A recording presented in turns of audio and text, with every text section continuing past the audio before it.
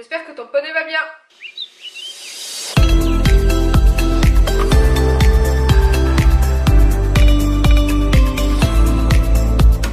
Ça y est, nous sommes début septembre et c'est la rentrée. Que tu retournes sur les bancs d'école ou au travail, j'espère que tout s'est bien passé pour toi. Pour ma part, c'est aussi l'occasion pour moi de revenir un petit peu sur YouTube puisque si tu l'as remarqué, ces dernières semaines, je n'ai pas été très assidue. C'est vrai que je ne vais pas mentir, ça fait quelque temps que je me demande comment continuer de partager mon contenu sur YouTube, mon aventure avec mon poney, mon shopping, mes astuces mode, etc. etc. Et j'ai l'impression un petit peu de tourner en rond. Dans le but d'y voir un petit peu plus clair, cet été j'ai donc lancé une série de vlogs, un format de vidéo dont je n'avais absolument pas l'habitude et ça a un petit peu capoté. Disons que j'ai eu une connexion internet assez médiocre, que je n'arrive pas à monter mes vidéos de façon assez constructive avec l'ordinateur que je possède, il n'est pas assez puissant pour mon logiciel, donc ça n'aide pas vraiment.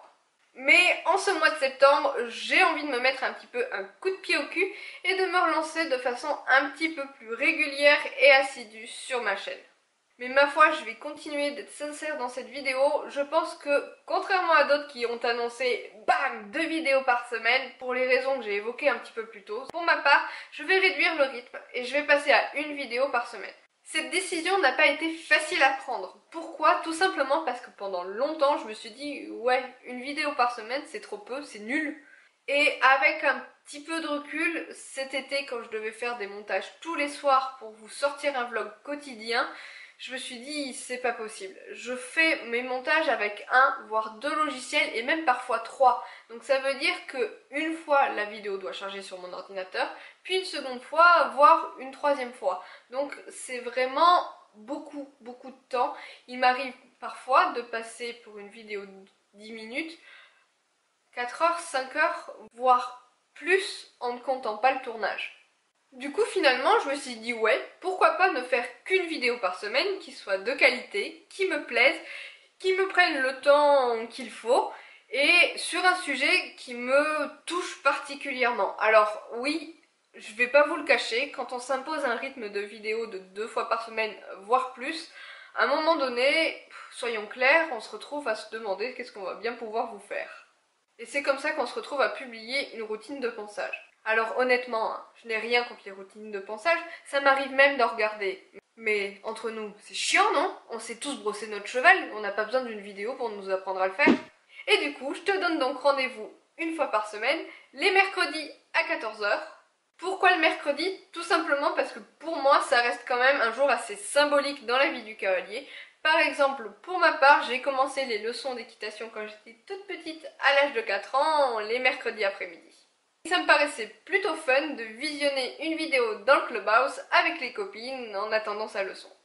Vous continuerez de pouvoir suivre mon aventure avec Poney, nos évolutions, nos balades, nos cours, etc. etc. C'est vrai qu'en ce moment on progresse énormément, mais je partagerai également des bons plans shopping, mes hauls, mon avis sur du matériel, etc. etc. puisque tout l'aspect sellerie est un domaine, vous le savez, qui me passionne particulièrement. Je continuerai aussi à faire quelques vidéos assez authentiques de type vlog sur notre quotidien avec Poney parce que finalement j'aime bien que vous sachiez qui on est vraiment plutôt que de nous idéaliser et c'est ma façon à moi d'être plus proche de mes abonnés. Et puisqu'on est à l'heure des projets et un petit peu des confidences aussi, je dois vous faire un aveu. En cette rentrée 2018, je me suis lancée dans un défi un petit peu fou, dans un truc qui me trotte en tête depuis des années et je dois vous avouer que c'est aussi la raison pour laquelle je souhaite lever le pied avec YouTube. Alors je vous arrête tout de suite, j'ai pas prévu de faire un bébé, mais comme je vous le disais tout à l'heure, c'est vrai que filmer et monter une vidéo me prend parfois plus de 5 heures et quand on fait le calcul, sachant que je dors la nuit et que je suis en plus une grosse dormeuse, ça peut me prendre facilement 3 jours pour publier une vidéo. Et ce dont je vous parle, je sais que je reste assez floue, mais c'est quelque chose que j'aime faire depuis que je suis gamine, que j'ai mis de côté il y a quelques années quand j'ai commencé YouTube, tout simplement faute de temps. Je sais pas trop comment vous expliquer, mais c'est vrai que ça fait plusieurs mois, même plus que ça, que les idées fusent dans ma tête et que j'ai pas le temps de m'y consacrer et j'ai peur de regretter de ne pas l'avoir fait. Je sais que pour le moment vous n'y comprenez rien et même pour moi des fois je me dis mais quelle idée, quelle perte de temps, ça ne va jamais aboutir. Mais pour me motiver, j'ai fait quelques achats à cette rentrée. Il y en a une partie là, il y a des choses que j'avais déjà dit il y a longtemps parce que comme je vous dis c'est quelque chose qui me trotte en tête depuis vraiment longtemps et je pense que je vais vous montrer tout ça rapidement et ça va vous éclairer un petit peu. J'ai peur que si je ne vous en parle pas, ben, c'est un projet qui va juste capoter. Je sais qu'il y en a qui vont le penser, qui vont juste me couper l'herbe sous le pied et qui vont me dire bah tu fais comme les autres. J'ai pas attendu sur elle pour avoir ces idées, pour avoir ce projet, mais j'ai pas envie de profiter de cette petite aventure YouTube pour valoriser ce projet-là. Je veux vraiment partager cette idée avec vous, avoir votre avis éventuellement et pourquoi pas ben, votre participation à un moment donné. Bon, lançons-nous, je vais commencer par les choses les plus floues et au fur et à mesure bah, vous allez comprendre.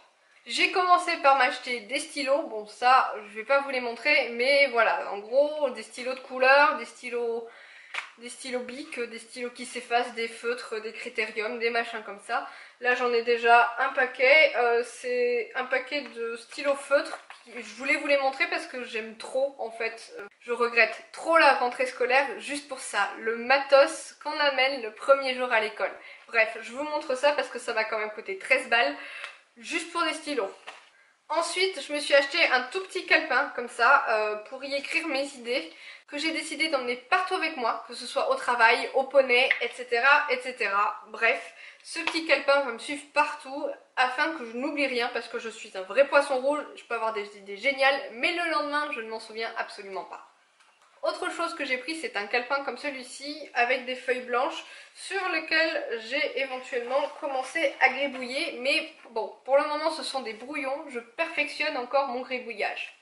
Je me suis aussi pris ceci, alors ça n'existait pas quand j'allais à l'école, mais c'est génial ce truc. C'est un cahier dans lequel il y a des intercalaires, genre on peut bouger les intercalaires. Et bah, du coup j'ai commencé à y mettre deux, trois petites choses. À me lancer vraiment dans cette idée il y a quelques jours hein, seulement, donc j'ai qu'une page de rempli. Enfin bref, voilà. Je vais aussi vous montrer deux bouquins que j'ai achetés il y a des années de ça, puisque comme je vous dis, ça fait longtemps que cette passion m'anime un petit peu, mais que je l'avais mise entre parenthèses. Voilà, là ça y est, vous y voyez un petit peu plus clair. Du coup, ben, le projet n'a plus vraiment de secret pour vous, mais je vais rester quand même un petit peu vague, puisque les deux bouquins suivants que j'ai achetés très récemment sont ceux-ci. Apprendre à dessiner les personnages et apprendre à dessiner à la japonaise. Alors, je sais dessiner les poneys, mais alors les gens, bof bof. Donc, je me suis pris ces deux petits bouquins dont je trouvais les graphismes assez correspondants à mon style initial. Et bon, je pense que ça va quand même pas mal m'aider pour compléter mon idée. Voilà, j'espère que cette vidéo t'aura plu. Je fais plein de papouilles à ton poney et je te dis à très bientôt.